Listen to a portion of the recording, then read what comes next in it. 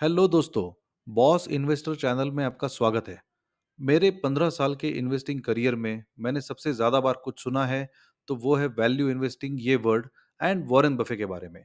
लेकिन मैंने जब खुद इस स्ट्रैटेजी को इम्प्लीमेंट करने की कोशिश की, तब मुझे कोई खास कामयाबी नहीं मिली। बहुत सालों की मेहनत के बाद मुझे पता चला कि मार्केट में एक्चुअली कौन सी स्ट्रैटेजी काम करती है। क्या आप भी इसी प्रॉब्लम स्टेटमेंट को फेस कर रहे हो? तो मुझे बस आपके 5 मिनट दीजिए और मैं 15 साल के मेरे ज्ञान को आपके साथ 5 मिनट में शेयर करूंगा। वैल्यू इन्वेस्टिंग का ब्रॉड लेवल पे मतलब है कि आप ऐसे स्टॉक बाय कर रहे हो जिनकी सेल्स ग्रोथ अच्छी है, प्रॉफिट ग्रोथ अच्छी है, लेकिन वैल्यूएशंस महंगा नहीं है। चलिए इस स्ट्रैटेजी को बैक टेस्टिंग करके देखते हैं। इस स्ट्रैटेजी को देखिए, वैल्यू एट रीजनेबल ग्रोथ और GARP। Initial capital was 10 lakh and 15 stocks का पोर्टफोलियो बना हुआ है। Quarterly rebalancing and universes Nifty 500। तो पिछले 11 साल में 2015 से लेकर 2024 तक 10 लाख का सिर्फ 18.87 लाख रुपीस बना हुआ है।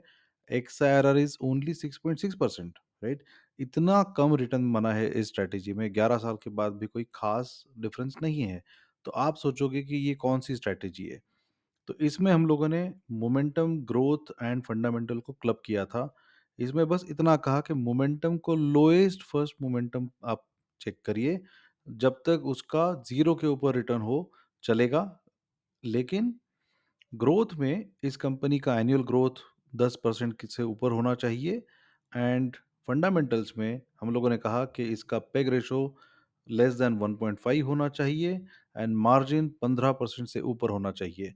इसके बाद भी इतने खराब रिटर्न्स बने हैं। अब आते हैं मोमेंटम इन्वेस्टिंग पे, जो मेनली डिपेंड करता है कि स्टॉक की प्राइस किस ट्रेंड में है। अब ट्रेंड को आप कैसे कैलकुलेट करोगे? उसका सिंपल तरीका है, ट्रेडिंग व्यू में जाइए and rate of change indicator को यूज कीजिए। जैसे मैं रेट ऑफ चेंज 8 के सेटिंग पे यूज करूंगा मंथली चार्ट पे। इसका मतलब यह है कि 8 महीने का एवरेज रेट कितना है। अगर मैं ये कहूँ कि रेट ऑफ चेंज 10 के ऊपर है, मतलब कम से कम 10% से ज़्यादा भाव बढ़ चुका है पिछले 8 महीने में एंड ये स्टॉक प्राइस ट्रेंड में आ चुका है। अब आपको क्या करना है कि मार्केट में जितने स्टॉक्स हैं, जिनका प्राइस 10% से ऊपर चल रहा है ROC 8 में, ऐसे स्टॉक्स में से टॉप 10 या 15 स्टॉक्स को सिलेक्ट करके आपको अपना पोर्टफोलियो बनाना है। ये आप किसी भी स्क्रीनिंग वेबसाइट पे या ऐप में कर सकते हैं। लेकिन स्क्रीनर आपको बैक टेस्टिंग का फीचर नहीं देता, जो आपकी स्ट्रैटेजी को हिस्टोरिकल टेस्टिंग करके वैलिडेट करने में आपकी हेल्प करे एंड ये बताए कि ये स्ट्रैटेजी चलती है या नहीं चलती है। इसके लिए आपको बॉस इन्वेस्टर ऐप यूज करना है, जो बैक टेस्टिंग का फीचर देता है। अब इसके रिटर्न्स देखिए, क्या जबरदस्त रिटर्न मिले हैं इसमें। अब मैं ये तो नहीं कह रहा कि मोमेंटम इन्वेस्टिंग हमेशा काम करेगी, लेकिन एक बात पक्के पक्के से कह सकता हूं कि मोमेंटम इन्वेस्टिंग के रिजल्ट्स वैल्यू से तो कहीं ज्यादा है।